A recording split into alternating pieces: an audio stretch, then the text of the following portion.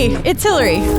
Join me for a helpful and hopeful chat about mental health in our community. So grab a cup of coffee or tea. This is Wedgwood's Coffee Break Conversation.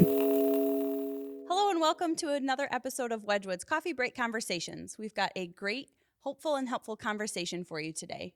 We'll be talking with another fabulous member of Wedgwood's team, Jason Olvera. Thanks for joining us today. Glad to be here. So I'll let you introduce yourself and talk a little bit about what you do here. I'm Jason Olvera. I've been with Wedgwood since 2018. I'm in various roles. Currently, I'm working in the SUD department and with the Harbor program. Yeah, so community mental health is kind of your world. Yes. Awesome. So over the last several years, we've seen a significant increase in community conversations and awareness surrounding mental health and behavioral health.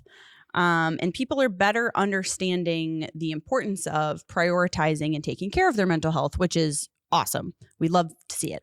And I love that it's more common for people to be talking about what they are doing to take better care of themselves, this kind of idea of self-care. But self-care can feel a little like a buzzword, and it's a trendy term for pampering yourself, but that's not really what self-care is, right?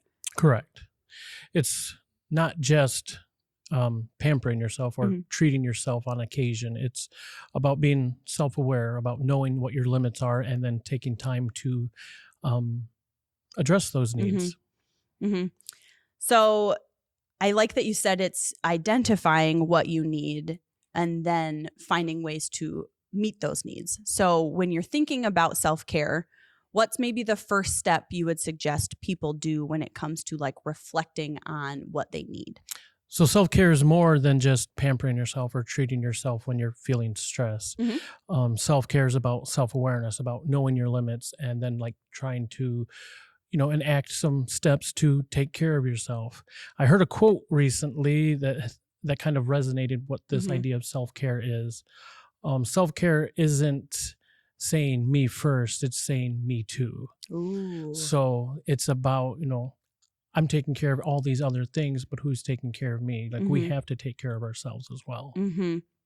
Which kind of leads into my next question, and you kind of answered it. Why is self-care important? I guess if you need to take care of yourself, that's pretty important. Yes. Well, we live in a demanding world. And although we live our lives, so we may think this is just life. But when we're sitting back sometimes at home or on our drive home, we can feel overwhelmed. I have a slight drive to my home, and I kind of take that time to kind of wind down. And I think we all acknowledge that we all need to wind down because life has a lot of demands, family, job, and trying to find balance. And that can be very difficult because we just have all these responsibilities. We're trying to balance them and trying to find our place in them, and it becomes overwhelming. And we're not much good to anybody else if we're so overwhelmed ourselves. So the need to kind of just take a step back and say, I need to take care of me is not a bad thing. Yeah, kind of that idea you can't pour from an empty cup. Yes. So you got to, or the what is it with the airplanes? You got to put your mask on first before you help others. Oh, yeah, yes.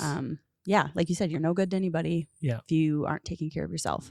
So I feel like since we're having conversations about self-care, that since we have to have this conversation, maybe as a society, we aren't great at incorporating self-care into our day-to-day lives. So what are some ways that we can start implementing self-care? Yeah, self-care, I think, as you said earlier, is this idea that it's pampering.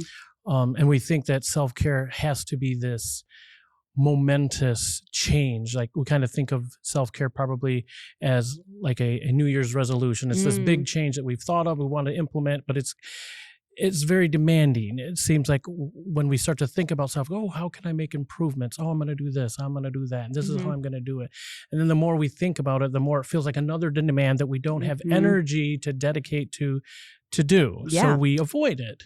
When I think what self-change is really all about is making small incremental changes in our daily life that then helps us over time get to where a more better balanced state of mind rather than just like this one significant momentous change. Yeah. And I think small incremental changes make it more sustainable too. Yes. I heard a stat once. It's like 60% of New Year's resolutions, those Yeah. big declarations, I'm going to do X, Y, and Z, 60% of them have like fallen off by February. Yeah.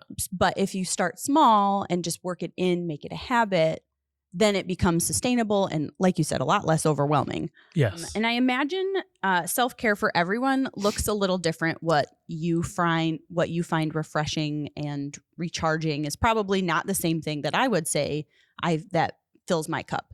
So how can we determine for us? I would again go back to self-awareness. Mm-hmm. We know what stresses us out. We know what causes us anxiety. We know when we're feeling like we're being pushed to the max of our boundaries, and it's being able to take a step back in those moments and realize I'm feeling overwhelmed, or I need to take some time, or I need to set some boundaries. And that can be hard because we want to fulfill everything that everybody puts on us. Mm-hmm. Whether we like to admit it or not, jobs are demanding, families demanding, life is demanding, and we feel as a society we have to fulfill all these demands and be perfect at it. Mm-hmm.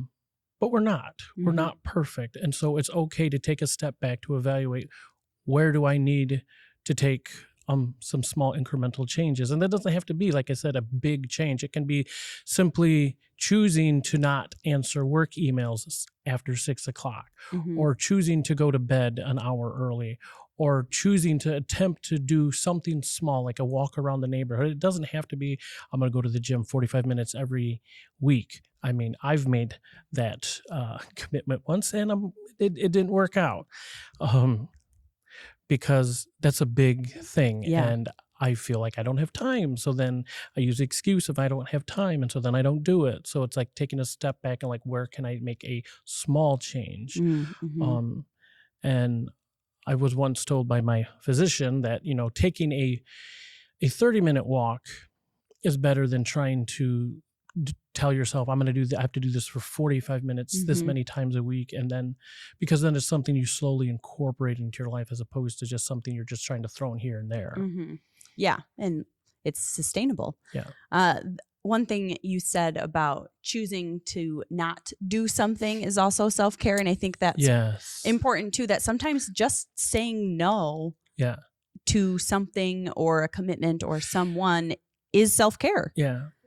Want versus need. Mm-hmm. Sometimes we want something, but it's not necessarily what we need. Mm-hmm. I may want to go home at night after a hard day's work and sit and watch Netflix and binge Netflix for 3 hours because that sounds nice. I'm going to get into the show. I'm going to forget about life, but it's not necessarily going to help me because I find myself going to bed later and then I'm even more tired in the morning.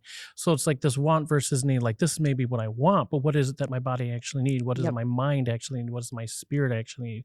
And maybe I just need to go to bed half an hour early. Mm-hmm. Maybe I just need to, take a step back and evaluate, what am I doing? Mm-hmm. I love that. I kind of think of it as like, what can I do today that my future or tomorrow self will thank me for? That's kind of how I frame self-care in my mind. And sometimes it's, doing my nails or like the face mask or whatever. But sometimes it's I'm going to not sit on the couch and I'm going to prep my lunch for tomorrow. So I wake up in a better mood. Yes. And I think sometimes that we think that self-care has to be something that makes us feel good. Mm-hmm. Well, making us feel good is always temporary. Mm-hmm. But like we have responsibilities, we have priorities. So sometimes making a priority list of I need to do this, then I can do that. It's something that I try to instill in my children. Like, yes, you have to have time to enjoy life, to take a step back, to relax, to breathe, because there are so many demands. But sometimes I think we have this idea where we want to do all the fun things first and then we'll do the responsible thing. But then it kind of just this snowball effect, and we've become even more stressed because we're not actually doing what we should be doing. So sometimes self-care is sitting down, making a priority list, say, I need to do this, this, and this is how I'm going to do it. My daughter listens to music all the time, and that helps her. At first, when she started doing, I'm like, that's not going to work because you're going to be distracted. You're going to be listening to the words. But then I found myself, I'm going to try it. Mm-hmm. And so I listen to music sometimes now when I'm like at work and I'm not feeling in the zone to work. I just throw some music in my ear and I'm able to concentrate while also having this relaxing background music. And it just helps me calm down and get in the zone. So it's just little things like that. It's just taking the little time to think of how can I make this task a little more enjoyable. Mm-hmm.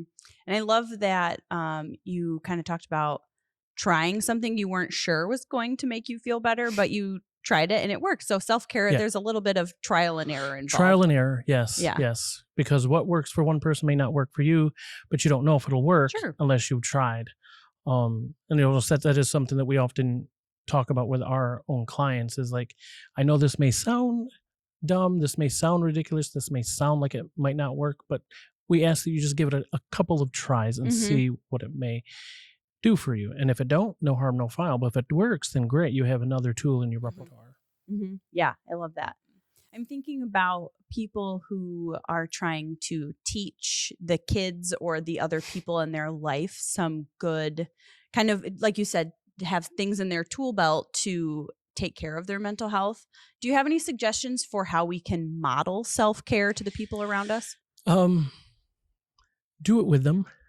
Talk about it. I think we as a society, we want what's better. We want a better life for our children than we had for us. And so but we don't always model that very well. And so instead of, we have as a society, we tend to live by that, do as I say, not as I do, because I want this for you and I want better for you, but I'm not modeling that for them. And children, unfortunately, they observe, they learn from what they're seeing and how we're acting and how we're reacting. So the best way to model that is to do it yourself, is to have those conversations with them, is to participate in it with them.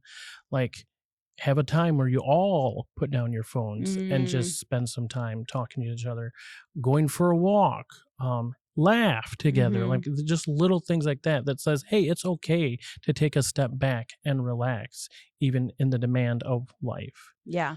It's a great reminder that if you want someone to have that skill, you have to show them how to have it. Yeah.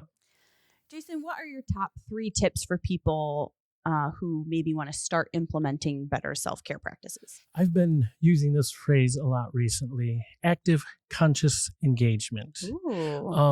Unless you're actively thinking about it and you're consciously engaging it, it ain't going to happen. So you have to have that active conscious engagement in order to even start. And then I would just say, make it fun. Like, it doesn't have to be tedious. It can be enjoyable. Even everyday tasks can be enjoyable if we just take a step back and look at it from a different perspective. How can I make this an enjoyable? How can I make this a challenge? For instance, individuals with ADHD, they tend to be procrastinators, but at the same time, if you kind of give a deadline for themselves, they see it as a challenge. Oh, I can do this in this amount of time, or I'm going to do this by the end of the day. And so then it becomes a challenge. It begins some way to engage them. And then the last thing I would say is give yourself grace. Like, we're human. Give yourself some grace. Like, yeah, if we were perfect, we probably wouldn't need self-care practices. No, we wouldn't. Yeah, that's a good reminder. You're never going to get it perfect right away, or probably ever, but the goal is not perfection, it is progress. It is progress, yes. And I would like to add that even in Scripture, Christ himself took time for himself and encouraged his disciples to do so. And I think we could say he was pretty perfect, but if he needed to take time for himself, then maybe we should follow that example. Amen. That is a great point, Jason. Thank you for including that. That is so true, that even the Lord needed to take a nap. Well, thank you so much for chatting with me today. I love that we have some space to really dig into some of these conversations around mental health and talk more about them because they're important. So thank you for taking the time to chat with me today. Glad to do it. If you'd like additional support when it comes to investing and prioritizing your mental health and well-being, Wedgwood is here to help. You can check out our website or the links in the episode description for more information.